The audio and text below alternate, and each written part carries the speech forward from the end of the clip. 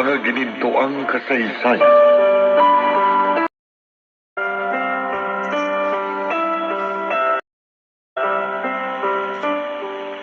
Oh, anong masasabi mo, Amado? Payag ka ba sa suggestion ko? Sagot! Odessa, wala ka bang tiwala sa akin? Oo, sige. Mali ang ginawa ko. Naging garapal ang mga kilos ko.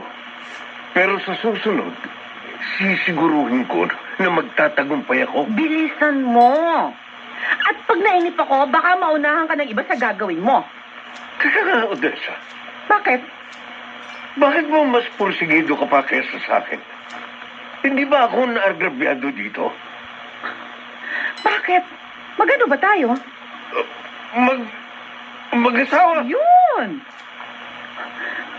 Pues, yun ang dahilan kaya gigil ako makaganti ka sa anak mo. Dahil mag-asawa tayo. At magkasama sa iisang bubong.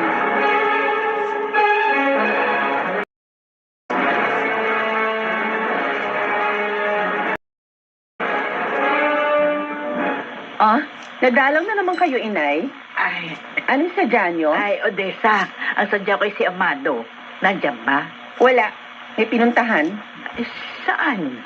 May gagawin siyang mahalagang bagay at hindi siya pwedeng istorbohin. Ay, ganun ba? Oh, ba't di pa kayo umaalis? May iba pa kayong sadya? Ay, ano eh. Ah, alam ko na. Teka, sandali. Oh, ayan, kunin nyo. Ay, naku, salamat. Tipirin nyo, ha? At kung pwede, tulad ng sinabi ko sa inyo, huwag nyo namang dalas-dalasan ng pagpunta dito. Dahil hindi ako namumulot ng pera sa club, no? Pinaghihirapan ko. Kaya sana mahiya naman kayo. Eh, oo, naiintindihan ko. Hayaan mo. Titipirin ko ito. Pasensya ka na, ha? Kung nagiging pabigat ako sa iyo. Sige na. Huwag na kayong magdrama. Gusto ko na magpahinga. Ay, pagod na ako sa trabaho. At napakahirap kumita ng pera.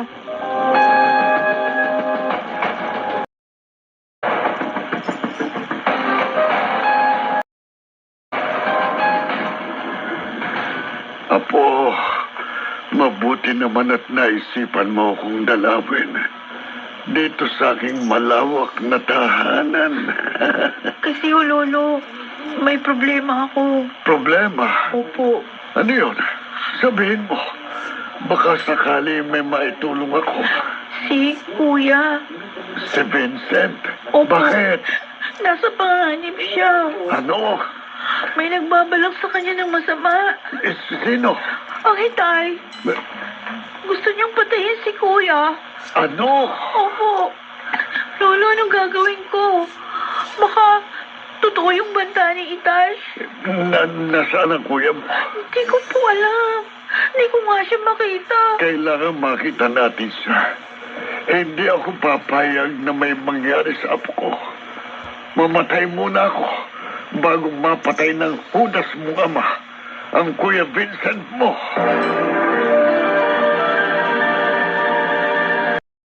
Mga ginintuang kasaysayan.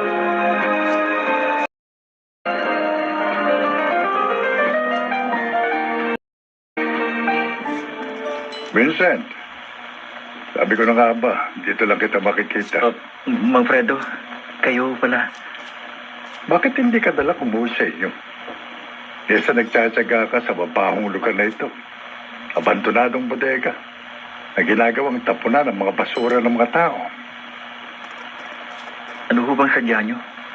Bakit niyo ako pinuntahan dito? Tinignan ko lang kalagayan mo. Kahit papano, nag-aalala din ako sa'yo. Bakit ho?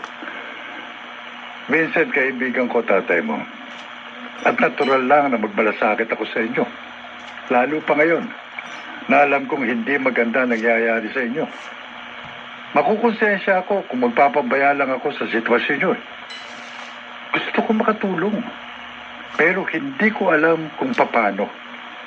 Pareho kayo ng ama mo na masama ang loob sa isa't isa. Mang Fredo, Huwag ko kayong mag-alala. Kung ano man ang mangyari sa amin, Itay, hindi ko kayo sisisihin.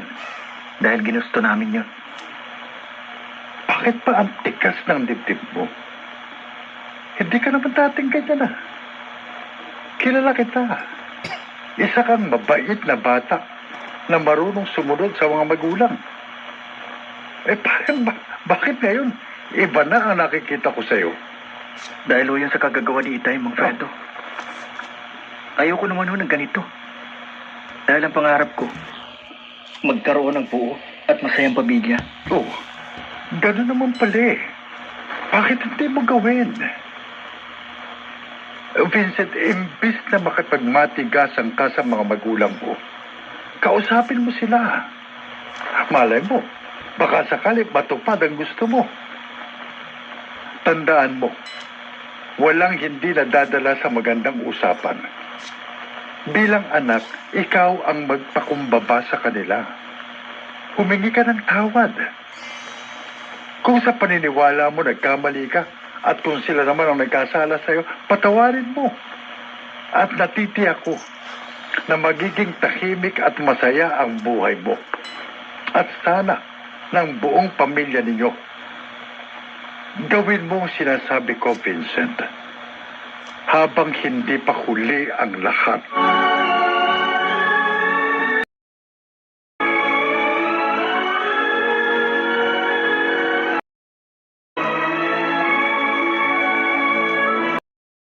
Nagkausap po kayo, Papa? Nakausap niyo si Vincent?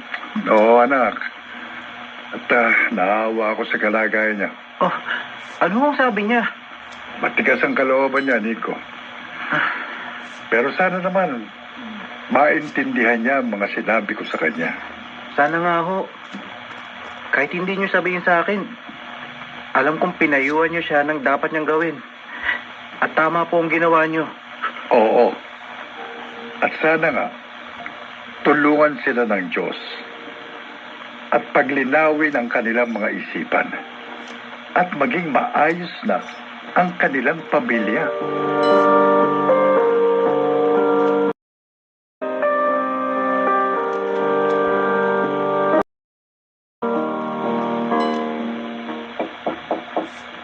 Sino yan? Ako po ito, Inay. Sandali.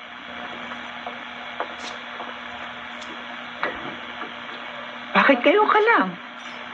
Saan ka ba nagpunta? Ay, meron po akong kasama. Kasama?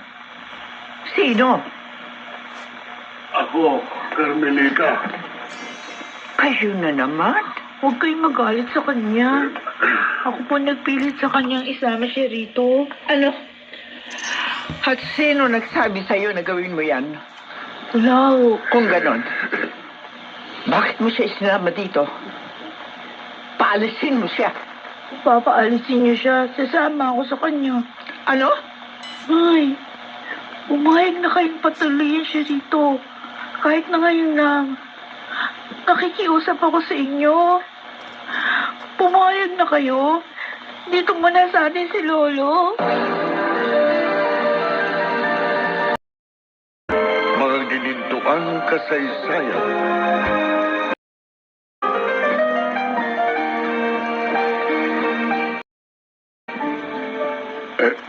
Salamat, anak. At pinagbigyan mong kahilingan ni Joanna. Hindi nangangahulugan yun na tinatanggap na kita ng buong buo sa bahay ko. Tandaan nyo, pansamantala lamang ito. Naunawaan ko. Ano nga ba ang dahilan? At nagpipilit kayong tumira dito. Wala akong mapapakain sa inyo. Mahirap lang kami. Mahirap dahil sa kapabayaan nyo. Kaya pasensya ka na kung hindi kita mapapakain na wasto. Hindi yun ang hangad ko, Carmelita, anak. Kung ganon, ano? Hindi mo alam kung anong nangyayari kay Vincent. Naglayas ang anak ko. At hanggang ngayon, hindi pa siya umuwi. Pero hindi nyo na problema yon. Problema namin dito ng pamilya ko. Carmelita, nasa panganib ang apo ko. Ano? Makinig ka sa mga sasabihin ko. At kalimutan mo munang galit dyan sa puso mo. Yun ay kung gusto mong mailigtas ang buhay ng anak mo.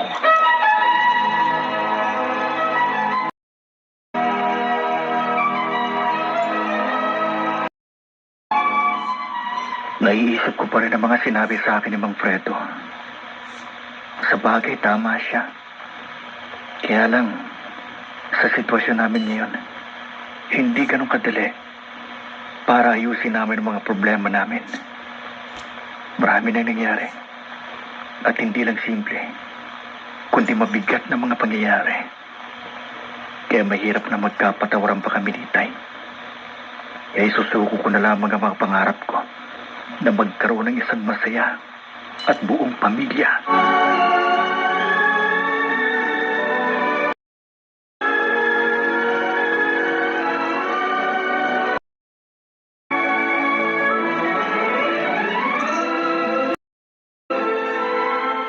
Nasaan na kaya si Amado?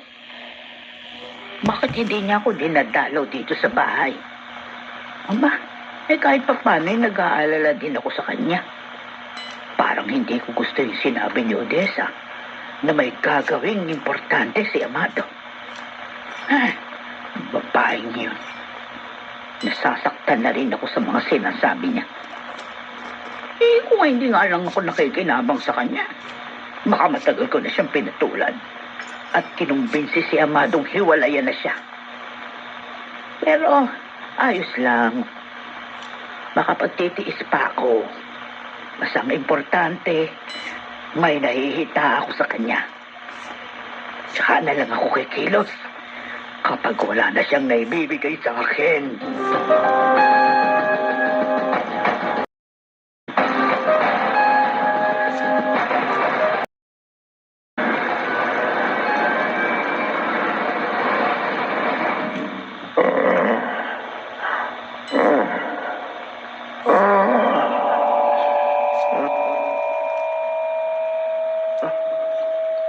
Anong lugar to? Bakit ang dilim? Napakatahimik. Parang nag-iisa ako.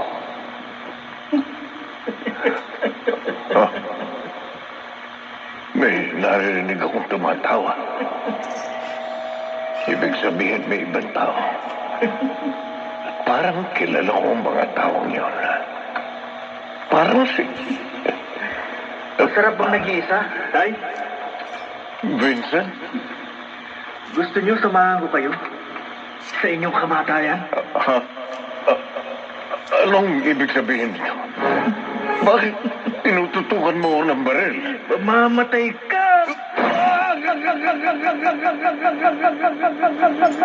Wag! Wag!